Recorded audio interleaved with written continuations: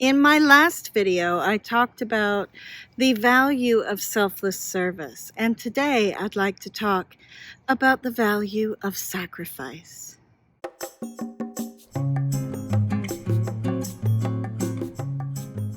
It has become popular on social media to say that selfishness is good. I want to say, first of all, that I am a real advocate for self-care. And at the start of the pandemic, I started a playlist around self-soothing, or what you might call self-care. And you'll find that playlist over my head right now.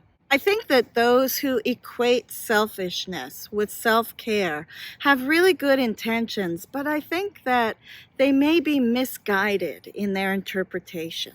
You see, by definition, to be selfish is to be chiefly concerned with one's own pleasure or one's own self-interest without regard for other people. On the other hand, to exercise self-care is to take personal responsibility for one's own long-term well-being, and that doesn't necessarily have to exclude other people.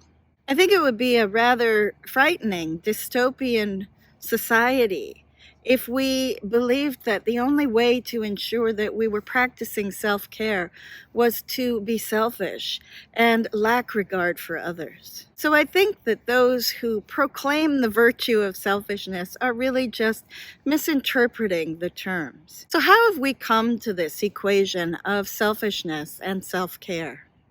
Well, I think that maybe one of the culprits is our definition of sacrifice.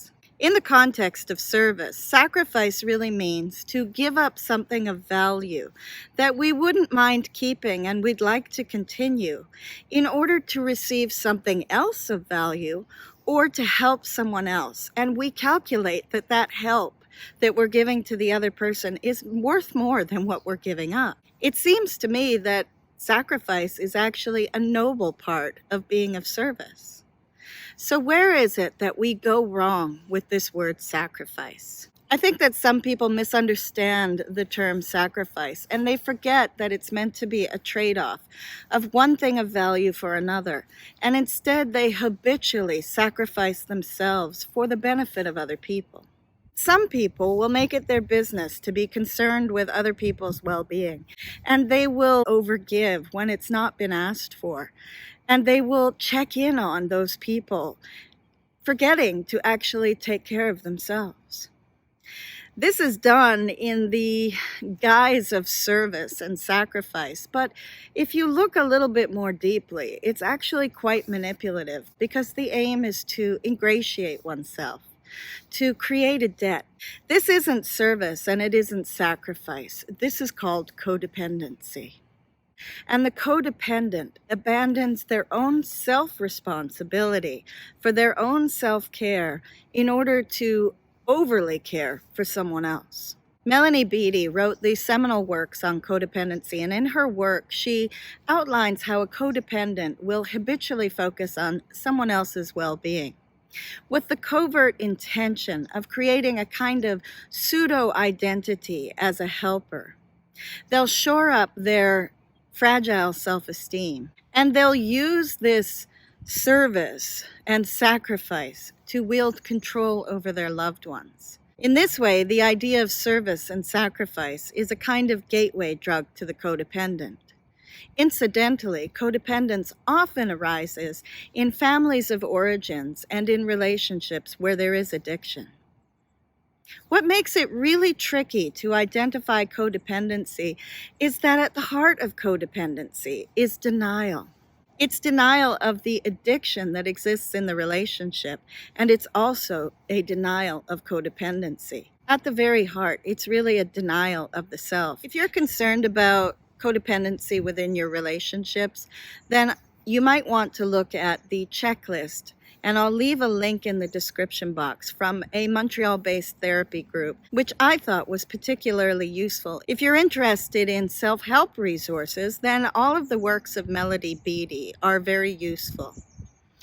For those who look for community in recovery from codependence, then the 12-step programs are very helpful. And as always, if you're suffering from codependence or you have codependence in your family, then I recommend psychotherapy to see you through. So if sacrifice is such a quagmire, why do we bother with attempting to be sacrificial in the way that we serve? Well, to state the obvious, in the first place, it benefits somebody else when we give up something of value to get a greater value for someone else. Secondly, one of the preeminent researchers on gratitude, Robert Emmons, noted that in order for someone to be grateful, it requires that they are the beneficiary of something that came at a cost to someone else. So that other person must have sacrificed in order for us to receive. And gratitude then promotes service. As in the words of Elizabeth Bartlett, gratitude becomes the gift that creates the cycle of giving and receiving, the endless waterfall that is the practice of gratitude and service. So it benefits, really, if you think about it, everybody to be sacrificial in our service. In my last video, I talked about the merits of selfless service, and we came to the conclusion that practically speaking, selfless service benefits the person who serves, the person who is served, and it creates a net positive in society. One of the ways that we talked about last time to approach selflessness was through empathy. But another equally valid way is through sacrifice. And finally, if you're a faith-based person, then you'll know that sacrifice is meant to be good for the person. It's meant to be, if you will, good for the soul. It creates a deeper connection with the divine, and it makes space for the sacred. Now, if you are a person of faith, then I encourage you to explore the many ways that sacrifice is built into your faith-based tradition. But if you're a part of the secular majority, when we sacrifice for another person, it creates a sense of reverence and a sense of awe over what we've done.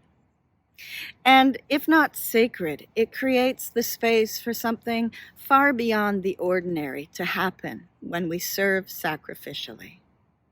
So what kind of sacrifices are we talking about here? Well, I think that you know we're not talking about animal or human sacrifice. But when we talk about sacrifice, one of the first things I think about is paying the ultimate price and making the ultimate sacrifice. The giving up of one's life, either in the military service or, say, as a fireman, or even perhaps as a Good Samaritan. And when we think about sacrifice being so costly to us, it can become a deterrent to want to sacrifice anything at all.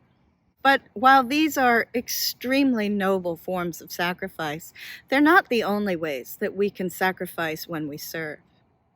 Parents sacrifice for their children. Leaders sacrifice for those that they lead. Athletes often make a sacrifice in order for the team to win. And there are so many small ways in our everyday life that we can sacrifice for the benefit of others while still maintaining our own long-term well-being. In my life, I can think of one story to share with you. Many years ago, I traveled to India and I witnessed street children that were living on the street and eating out of rubbish bins. I also had the opportunity to be introduced by my host to some charities that worked with street children to get them off the street, to provide them a home, and to educate them. When I returned to my home in New York, I was working in the entertainment business and I was just starting out, so really I was kind of living hand to mouth. But I thought about what $2 a day meant to me and what $2 a day might mean to those children. At the time, the $2 a day mark was a measure of absolute poverty. And so I decided to see if it was possible to save $2 a day and to use that to benefit these children.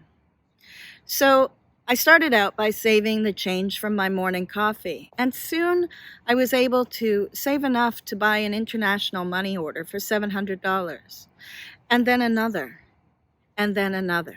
And eventually I had enough to put a very promising young woman into a boarding school where she was prepared to go to university.